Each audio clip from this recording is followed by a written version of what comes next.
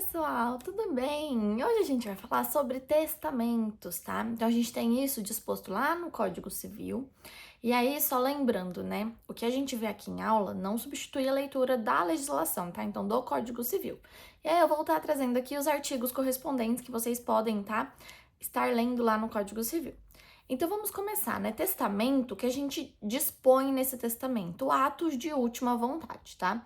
Então ele não fala só sobre bens, tá? Então ele fala sobre todos os seus atos de disposição de última vontade. Então pode ser bens, tá? Pode ser com relação a seus últimos desejos de vida, com relação à sua saúde, a tratamentos médicos, a disposições com relação a quem vai ficar com a guarda dos seus filhos. A gente chegou a mencionar isso lá na outra aula, tá? De tutela e curatela. Se eu não me engano, nessa aula específica, eu mencionei que já tinha aula de testamentos aqui no canal e não tinha ainda, mas agora vai ter, tá? Então, basicamente, a gente pode dispor de várias coisas, tá? Quando a gente fala de testamento, a gente tem que pensar que é a nossa parte disponível, tá? Então, eu preciso sempre lembrar de guardar a legítima. E aí, uma outra, né, conceituação importante aqui. Essa legítima vai ser de 50% do meu patrimônio. Basicamente, né, os outros 50% necessariamente precisa ir, né, para os herdeiros legais que o Código Civil me coloca. Mas posso dispor de todo o meu patrimônio respeitando a legítima? Aí sim, aí sem problema algum. Então posso dispor de até 100% do meu patrimônio, se for, né, respeitando a legítima dentro dele. Mas vamos supor lá, eu tenho, né, 100 mil reais em patrimônio, para ficar mais fácil aqui as nossas contas. Mas eu quero deixar, né, para um vizinho meu que deu alguns cuidados para mim com relação a um período da minha vida que eu passei determinada dificuldade por doença e meus filhos não estavam presentes.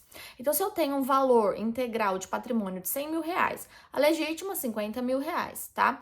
O que eu posso dispor para esse vizinho? Os outros 50 mil reais, tá? Então, claro que a gente fala aqui em valor, tô dando um exemplo para ficar mais simples, né? Mas o que normalmente acontece? Eu tenho uma casa, uma moto, uma bicicleta e esse aí que vai ser meu patrimônio.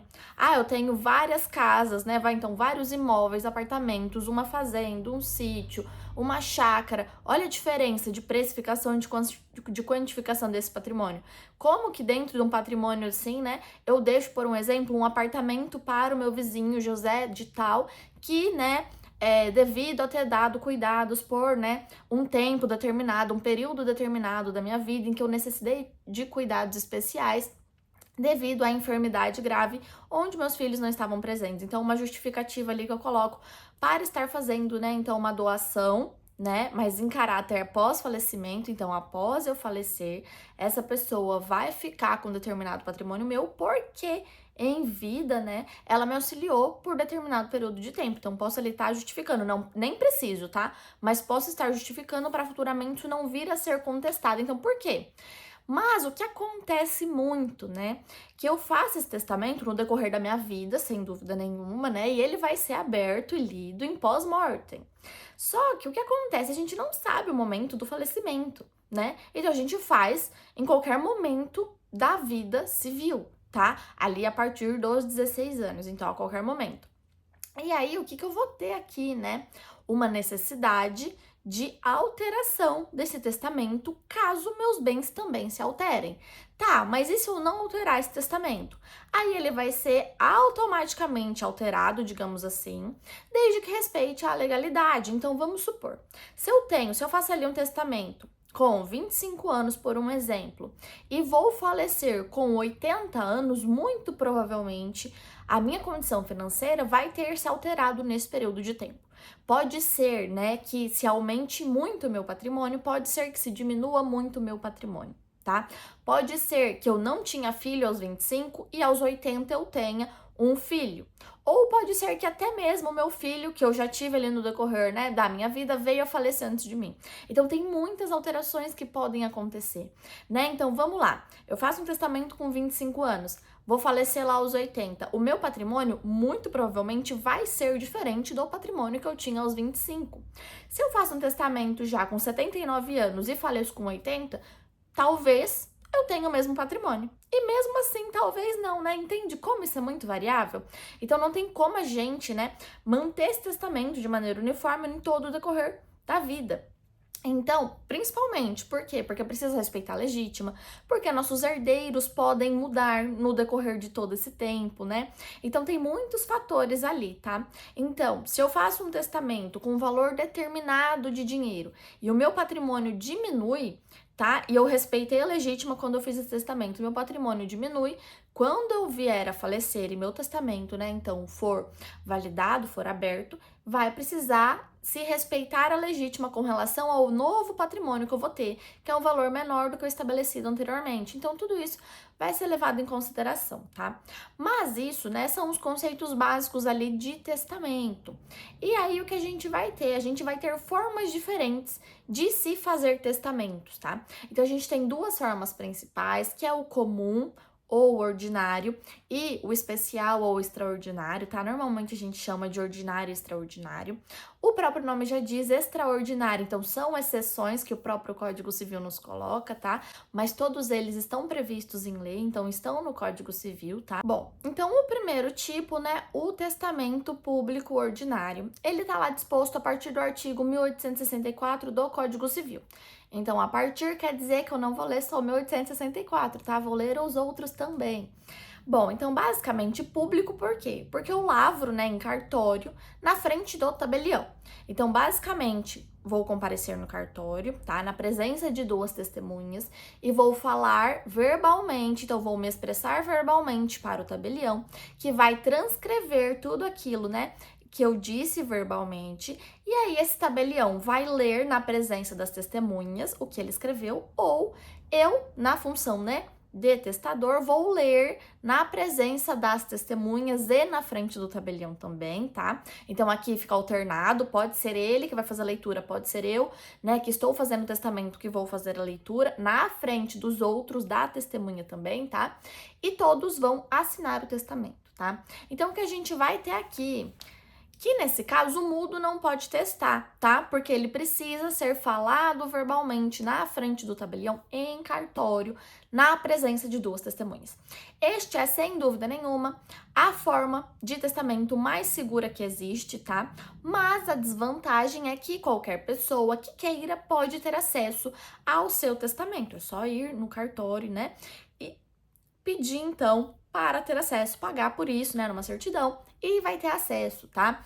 Basicamente, né, antes a gente tinha isso muito centralizado, mas hoje em dia que a gente tem, né, um sistema único, a gente tem até um sistema, né, nacional, que a gente pode encontrar todos os registros de testamento de qualquer pessoa, né? Isso é muito útil para quando a gente vai fazer a abertura do inventário, sem dúvida nenhuma, para a gente garantir que está respeitando as últimas vontades, mas ao mesmo tempo se torna público para acesso de todas as pessoas também.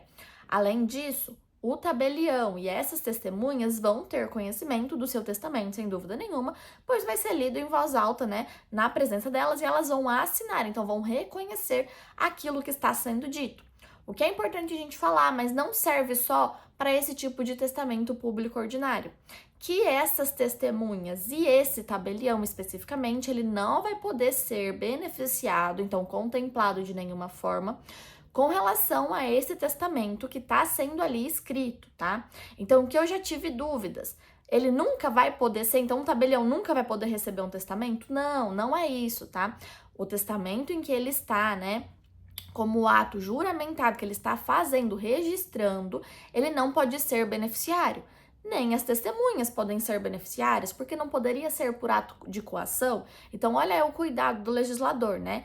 Pode ser beneficiário de 100 outros testamentos, 200, não tem o menor problema.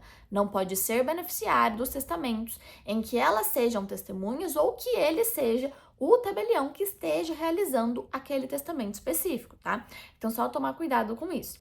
Bom, o segundo tipo de testamento vai ser, então, também ordinário, tá? Mas vai ser particular. Então, diferentemente do público, esse vai ser feito na esfera privada.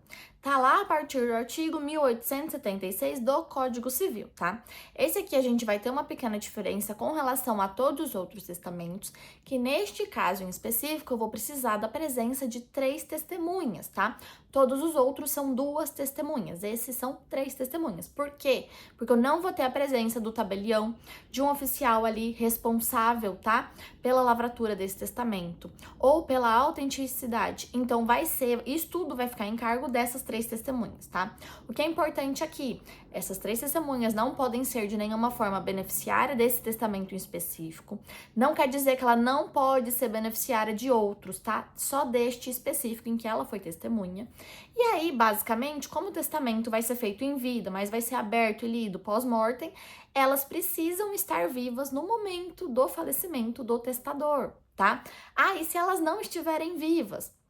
Aí, basicamente, né, a gente vai ter uma única exceção em que é possível que, em juízo, se reconheça a validade do testamento, caso ele faça muito sentido, tá? Então, vamos supor lá que o testamento já respeitava a legítima, que o testamento deixa a guarda dos filhos menores para o pai, a mãe, uma das irmãs mais próximas da família que já gostaria de ficar, então algo ali que faça muito sentido, tá? Então tem sim como excepcionalmente ser reconhecido, mas normalmente a gente vai precisar de pelo menos uma dessas 3 testemunhas vivas, tá? Elas precisam se recordar do teor do testamento e dar o aval de que é verdadeiro. Caso elas não se recordem, às vezes faz muitos anos que elas foram testemunha.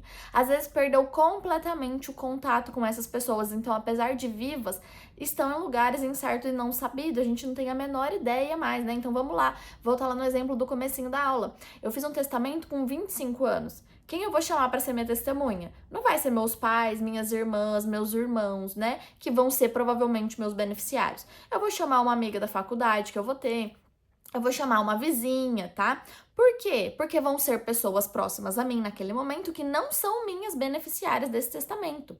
E eu vou ter contato com essas pessoas se minha vizinha, que foi testemunha ali quando eu tinha 25 anos, ela se mudou. Eu nunca mais tive o contato dela. Eu vou falecer com 80 anos morando em outra cidade do país. Como a gente vai ter contato dessas pessoas, tá? E aí, basicamente, não vai ter problema desde que fixe, né? Comprovado, então, de maneira excepcional, pode ser reconhecido em juízo.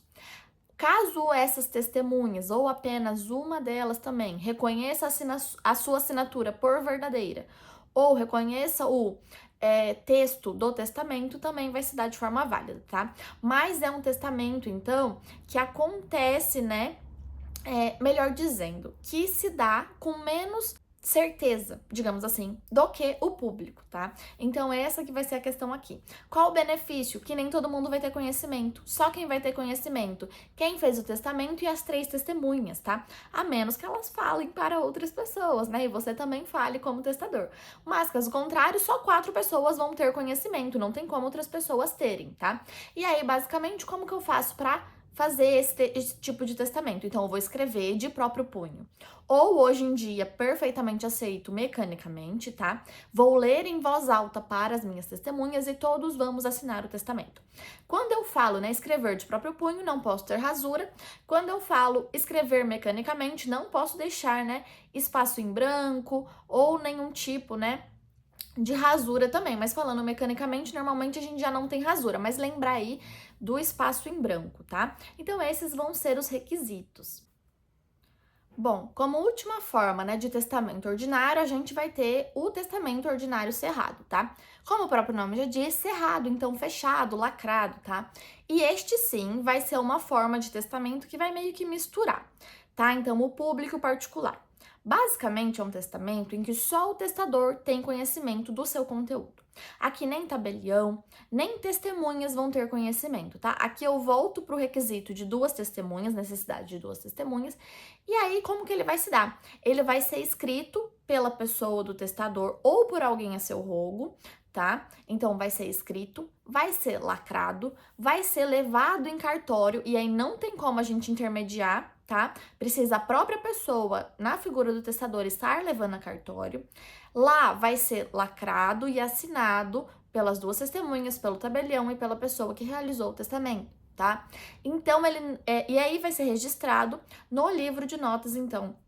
Então, basicamente, né, vai ter o conhecimento de que se existe um testamento, mas como ele é cerrado, ele não vai poder ser aberto, então ninguém vai ter conhecimento desse testamento específico, então do teor desse testamento, tá?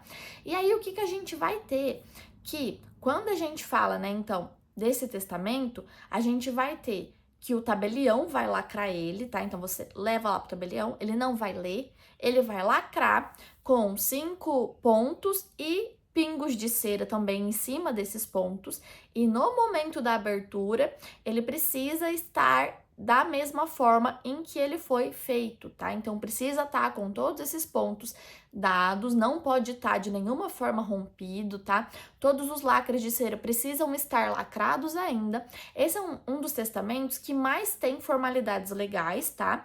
Ele é válido sem problema algum, mas não é muito utilizado, porque vamos supor lá, se rompe um dos lacres, tá? Então, se sai descola algum dos pontos de cera ali, ele já pode perder a validade. Então, por que você vai fazer esse tipo de testamento, sendo que temos outras formas mais seguras, né? Mas vai depender muito do que eu quero deixar, né, em testamento. Se eu não quero que outras pessoas tenham conhecimento, então perfeitamente cabível eu estar fazendo esse tipo de testamento, tá? Bom, então agora começando os extraordinários, como o próprio nome diz, fora do comum, tá? O próprio Código Civil nos traz a possibilidade desses 3 extraordinários que eu mencionei no comecinho do vídeo. Vamos começar pelo militar. Então, vai ser as disposições de última vontade de quem está prestando serviço militar. Não precisa ser o militar necessariamente. Qualquer pessoa que esteja prestando serviço militar, dentro ou fora do país, em período de campanha. Então, vamos lá. Um técnico em informática que está prestando, né, serviço militar, ele não vai ser um militar lá da linha de frente, ou ele não vai ser um militar propriamente dito, mas ele vai estar prestando serviço. Ele pode fazer. A enfermeira que vai estar prestando serviço, pode. O médico, tá? Então, qualquer função que esteja prestando serviço militar em momento de campanha, dentro ou fora do país, pode estar se utilizando deste tipo de testamento, tá? Para os militares propriamente ditos, no momento de campanha, também, claro, né? O próprio nome já diz, tá? Então, o que vai se dar, né? Vai ser feito, né? Na presença de um oficial, perante 2 testemunhas, tá? E aí, basicamente, a gente vai poder aceitar nestes 3 exemplos de testamentos extraordinários da forma não compatível. O que é a forma não compatível? A gente vê isso lá em casamento, né? Que vai ser aquele que é feito em período que se antecede à morte. Então, se acredita que vai vir a falecer, e aí se faz um testamento, tá? Falando ali de forma rápida, breve, as suas últimas vontades. E aí, se for de forma não compatível, pode ser feito de forma oral, sem problema algum, na presença do militar responsável, com 2 testemunhas também, tá? E aí, o que a gente vai ter aqui? Caso, né, termine esse período, então, de serviço, tá? E volte para o Brasil, volte para a localidade em que se tem um cartório dentro do período de 90 dias ou não venha a falecer dentro deste mesmo período, a gente precisará estar fazendo um testamento da forma comum. Então, escolher uma das formas do ordinário para estar testando, tá? Porque esse testamento perderá a sua validade, tá? Agora, vamos lá para o segundo tipo de testamento extraordinário. Vai ser o testamento extraordinário marítimo. Nesse caso aqui, as disposições de última vontade vão se dar a bordo de navio, embarcação, em alto mar. Não tem diferenciação com relação a ser águas nacionais ou internacionais, tá? Então, pode ser em qualquer localidade. Nesse aqui, eu vou estar testando na presença do comandante ou escrivão de bordo, mais 2 testemunhas. Então, lembra lá que com relação às testemunhas, sempre vai ser 2, a gente vai ter uma exceção só no Código Civil, que vai ser o ordinário particular, tá? Que serão 3, todos os outros 2. Então, aqui também vou estar testando na presença de 2 testemunhas e esse testamento precisa ser registrado no diário de bordo da embarcação. E aí vai funcionar da mesma forma. Então, em terra firme, em localidade em que eu vou ter acesso a um cartório, tá? Eu preciso estar fazendo esse mesmo testamento da forma ordinária dentro dos 90 dias, tá? Ou caso eu não venha a falecer, pois passado esses 90 dias, esse testamento vai perder a sua validade, tá? Bom, e por fim, dentro dos testamentos extraordinários, a gente vai ter o aeronáutico, tá? Esse vai ser feito, né? Então, disposições de última vontade, feito dentro de aeronave, não importa se em espaço aéreo nacional ou internacional, tá? Basicamente, vai ser feito pela pessoa, então testadora, na frente de duas testemunhas, tá? Na frente também do comandante. Caso o comandante não possa, nesse caso ele pode tá, pedindo para outra pessoa suprir o seu papel ali, porque às vezes o papel dele é muito mais importante lá na cabine, por um exemplo, tá? Ele pode pedir para outra pessoa assumir o seu papel com relação a esse testamento, lembrando na presença de duas testemunhas aí, tá? Esse testamento também precisa ser registrado no diário de bordo da aeronave. Aqui a gente vai ter uma exceção que vai ser com relação, né, a desastres, por um exemplo. A gente pode estar aceitando o testamento feito, tá, de forma manuscrita pelo testador, tá? Hoje em dia é muito mais fácil a gente ter, né, de forma mecânica pelo testador e por duas testemunhas, tá? Em vez da manuscrita, porque é muito mais fácil todo mundo ter um celular, um notebook ali na mala de bordo do que ter um papel e uma caneta, tá? Mas o Código Civil menciona a forma manuscrita, tá? Então, ainda. Mas não quer dizer que não vai ser feita a forma mecanicamente. E aí, basicamente, assinado por todos, tá? Nesse caso em específico, às vezes a gente não vai ter a figura do comandante, mas lembrar que precisa ser registrado. Então, por um exemplo, o avião está passando ali por uma área de instabilidade muito grande. E aí, determinada pessoa, né, fica com medo. Não só determinada pessoa, várias pessoas ficam com medo e demandam a atenção, então, do comandante para realizar o testamento. Lembra que testamento não é só bens. Então, vamos lá. Eu dei até exemplo disso na aula que eu falei de tutela, tá? Então, vamos lá. Eu e meu esposo estamos viajando, temos um filho de 1 ano que ficou aos cuidados da minha mãe no decorrer dessa viagem. Fomos viajar de avião. No avião, né, a gente descobre, então, que o avião estava ali tomado por um terrorista, vamos supor. A crise de pânico vai ser tão grande instalada, né, para todas as pessoas, que vai ser difícil o comandante me dar atenção com relação a eu querer realizar um testamento, né, ou meu esposo. Vamos supor, nem é para deixar bens, é para deixar a tutela do meu filho para alguém que eu tenha interesse especificamente, né? Então, a gente pode fazer isso, né, de próprio punho, tá? Agora, um caso diferente, que é bem possível, né, o comandante me dar ali a devida atenção. Estou sofrendo um infarto dentro da aeronave, por um exemplo. Então, vai ser uma pessoa. Vai se chamar ali um médico, né? Os comissários vão tentar prestar os atendimentos ali. Eu falo, ó, quero fazer um testamento. E aí sim, é um plano perfeitamente cabível, né? Para que então essa autoridade da aeronave venha, faça meu testamento, tenha duas testemunhas e registre isso, né? No diário de bordo da aeronave. Porque olha como a situação é diferente, né? Mas todas as situações são plenamente cabíveis, tá? Então lembra lá que testamento não é só para bens, tá? Pode ser para cuidados, para com quem eu vou deixar, para os meus cuidados finais, tá? Se eu quero aceitar ou não a doação de sangue, se eu quero ser ressuscitado ou não, quantas vezes, se eu quero ser doadora de órgãos ou não, tá? Então tudo isso cabe ali dentro do testamento, tá? Então é isso a aula de hoje. Fico à disposição para qualquer esclarecimento, dúvidas, podem deixar aí embaixo, tá bom? Obrigada, até a próxima!